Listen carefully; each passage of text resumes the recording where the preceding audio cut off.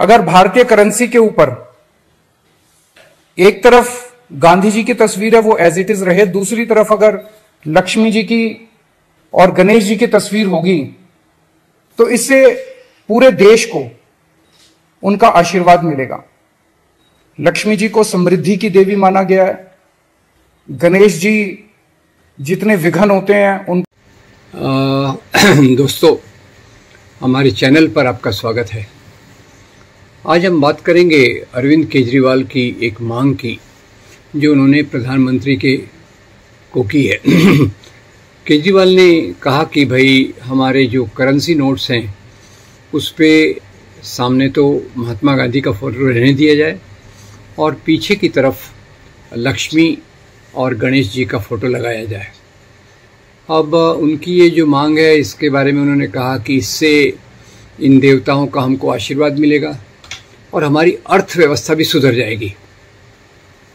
अब पहले तो ये सवाल ये उठता है कि इसी के जवाब में जो भारतीय जनता पार्टी जिसका वो विरोध कर रहे हैं गुजरात के चुनाव में, ये गुजरात के चुनाव के संदर्भ में ही हो रहा है, तो गुजरात के चुनाव के संदर्भ में बीजेपी ने देखा कि ये केजरीवाल तो हमसे आगे बाजी मार रहे हैं धर्म के नाम की राजनीति में, ये कैसा हो सकता है, इस पे तो हमारी मोनोपोली है।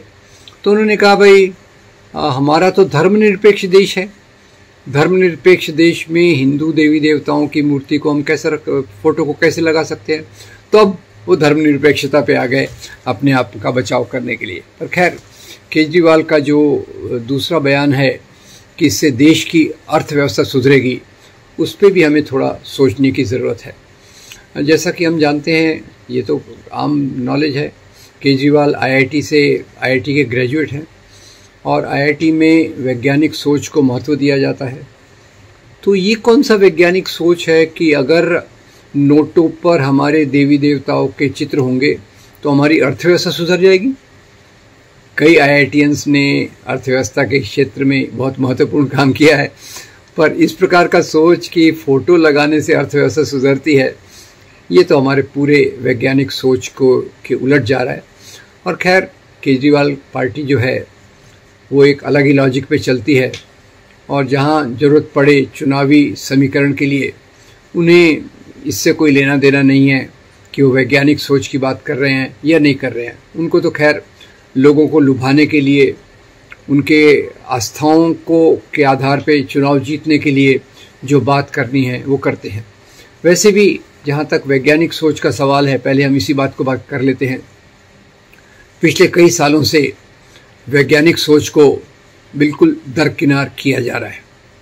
आपको याद होगा, हमारे प्रधानमंत्री ने खुद कहा था एक हॉस्पिटल का उद्घाटन करते समय कि प्राचीन काल में ही भारत में प्लास्टिक सर्जरी होती थी और इसके उदाहरण में उन्होंने भगवान गणेश का उदाहरण दिया था।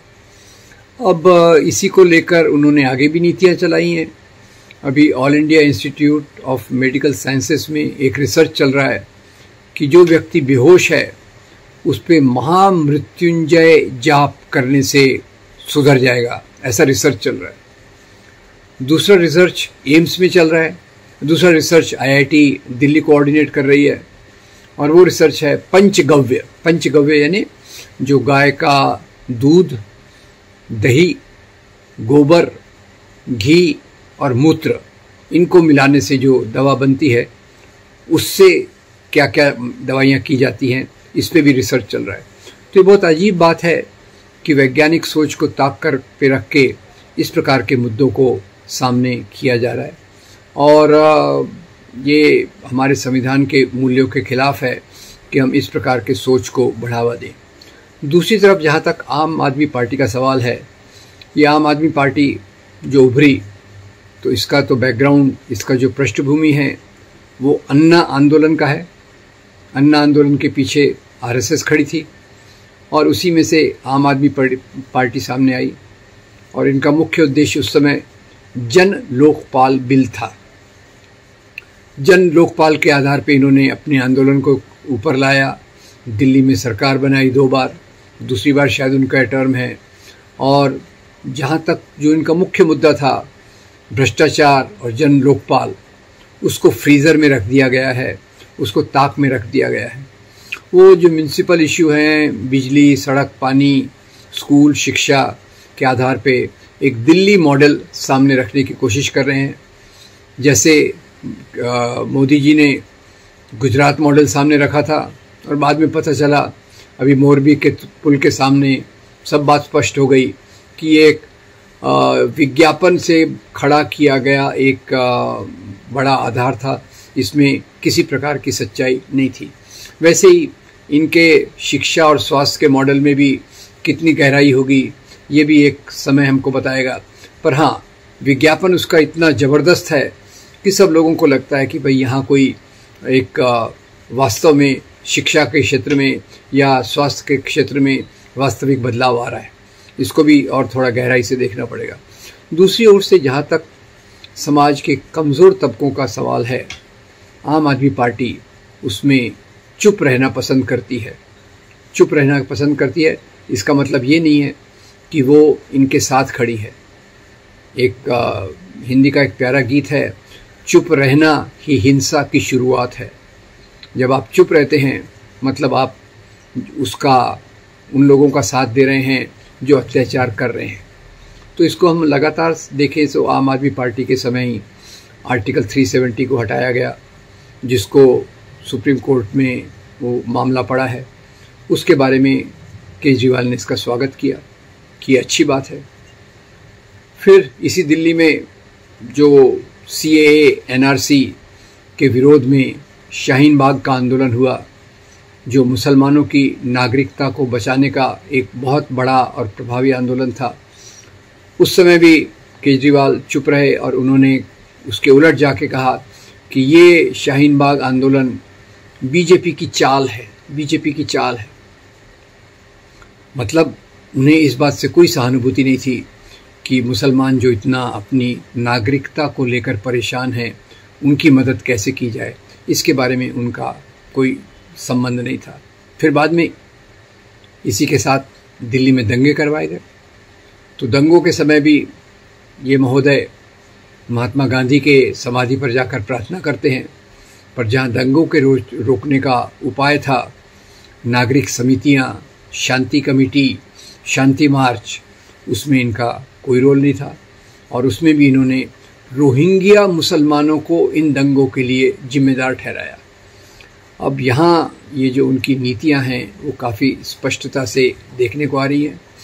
जो वैसे भी उनका बैकग्राउंड है कि जो सकारात्मक कदम दलितों के लिए होना चाहिए आरक्षण का, उसके मामले में भी वो चुप रहते हैं।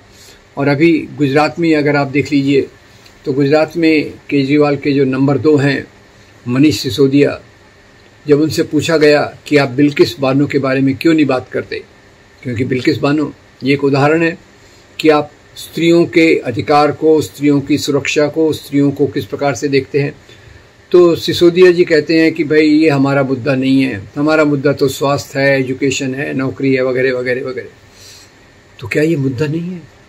बिल्किस बानो पे चुप रहना, इस प्रकार की बात लेना, मतलब उन लोगों का समर्थन है जो बिल्किस बानो पे अत्याचार कर रहे हैं, उन लोगों का समर्थन है जिन्होंने बिल्किस बानो के अत्याचारियों को जेल से छुड़वा दिया। फिर एक घटना हुई थी खेड़ा में, जहाँ कई मुसलमानों को पोल से पीटकर पुलिस के लोगों ने पीटा, और वो इसलिए कि भाई वो जो गरबा चल रहा था उसमें उन्होंने उपद्रव किया। तो ये इस बारे में भी ये एक बहुत बड़ा गैर कानूनी शो बात हुई और उसमें भी ये लोग चुप रहे। तो मुख्य रूप से जो शॉर्टकट ये अपना रहे हैं राजनीति में आने के लिए, वो बिल्कुल स्पष्ट है कि इनकी राजनीति भी, ये भी धर्म को सामने रखकर अपनी राजनीति करना चाहते हैं। अब इस राजनीति में उनका मुकाबला भारतीय जनता पार्टी से है, जो ये राजनीति खेलने में बहुत माहिर है, जिसने मंदिर के नाम पे, गाय के नाम पे, हिंदू खतरे में है के नाम पे बहुत सारे मुद्दे खड़े किए, कोरोना जहाज तक का मुद्दा खड़ा किया। तो अब आप पार्टी, जिससे कई लोगों को उम्मीद थी कि ये देश की राजनीति में एक बदलाव लाकर हमको स्वस्थ राजनीति की तरफ ले जाएगी, वो तो खैर कुछ लोगों को भ्रम था, जिसमें कोई इस प्रकार की आशा रखना ऐसी पार्टी से जिसकी विचारधारा में गहराई ना हो, वो तो अपने आप में गलत है। और विज्ञापन के आधार पे जैसे गुजरात मॉडल खड़ा किया गया, वैसे ही विज्ञापन के आधार पे दिल्ली मॉडल को सामने लाया जा रहा है। शिक्षा और स्वास्थ्य के मुद्दों के आधार पे रखने की कोशिश की जा रही है। और तीसरी तरफ से वैज्ञानिक सोच, साइंटिफिक टेम्पर पर हमला, ये पार्टी करने की कोशिश कर रही है। और ये हमारे लिए काफ़ी एक नकारात्मक है। हमारे समाज के लोकतंत्र को पीछे ढकेलने की राजनीति है कि हम समाज को आगे ले जाने के बदले ऐसी चीज़ कर रहे हैं जो हमारे संविधान से मेल नहीं खाती, जो हमारे प्रगति के रास्ते को आगे नहीं ले जाती, और जो ख़ास तौर से समाज के कमज़ोर तबकों को और पीछे ढकेल कर उनको हाशिए पे लाना चाहती है। इस प्रकार की राजनीति ये कर रहे हैं। तो एक बहुत दुविधा का मामला है। हमें तो एक ऐसा समाज चाहिए जहाँ कमज़ोर वर्गों के हितों को सामने रखा जाए। जैसे इस बात को मैं दोहरा रहा हूँ, जैसे महात्मा गांधी कहते थे कि अपनी नीतियाँ बनाते समय आप कतार के आखिरी व्यक्ति की हितों का ख्याल रखिए। उसके उलट ये कतार के उन लोगों की बात कर रहे हैं जो पहले से ही, जिनके पास सुविधाएं हैं, जो सामने हैं और आगे की कतारों में खड़े हैं। तो ये इससे पार्टी राजनीति तो अलग होती है। हर एक पार्टी जीतने की कोशिश करती है, पर इस प्रकार की चाल को चलना जहाँ धर्म को अंदर घसीटा जाए, ये राजनीति मेरे ख्याल से हमारे लोकतंत्र के लिए बहुत नुकसानदायक है। इस राजनीति को हमने बिल्कुल स्वीकार नहीं करना चाहिए और चुनाव के समय इस बात का ख्याल रखना चाहिए कि हम उन्हीं पार्टियों के साथ जाएं जो अल्पसंख्यकों का, गरीबों का, मजदूरों का, किसानों का हित अपने सामने रखते हैं। और इसके लिए उनको जो आवाज़ उठाना पड़ती है, वो आवाज़ उठाने में पीछे नहीं हटते और केवल इसी बात पे कहते हैं कि हमको बिजली सड़क पानी का ही काम करना है। बिजली सड़क पानी ज़रूरी है, पर समाज की बाकी नीतियों में भी हमारे सिद्धांतों की ईमानदारी, हमारे सिद्धांतों को सामने रखना, ये भी उतना ही ज़रूरी है। मैं उम्मीद करता हूँ कि आपको ये वीडियो अच्छा लगा हो। इसको लाइक कीजिए, फॉरवर्ड कीजिए और हमारे चैनल को सब्सक्राइब कीजिए। Thank you very much.